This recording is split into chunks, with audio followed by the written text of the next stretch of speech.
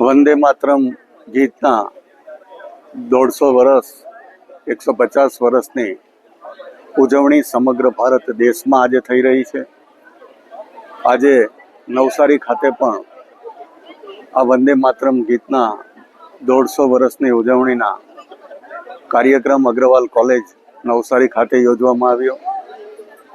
આ ગીત 150 વર્ષ પહેલા બંકિમચંદ્ર ચટ્ટોપાધ્યાય દ્વારા એની રચના કરવામાં આવી હતી અને સૌ પ્રથમવાર રવિન્દ્રનાથ ટાગોરે એનું પઠન કર્યું હતું।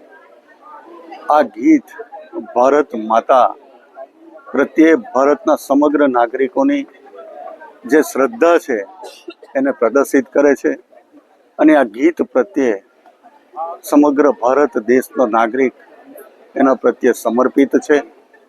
આજે મોટી સંખ્યામાં ભારત દેશની અંદર આ કાર્યક્રમમાં ભારત દેશના સંતાનોએ એમાં સામેલ થઈને વંદે માતરમ ગીત પ્રત્યે પોતાની શ્રદ્ધાનું એક અડીખમ વિશ્વાસ છે એ પ્રદર્શિત કર્યું છે। અસ્તુ ભારત માતા કી જય।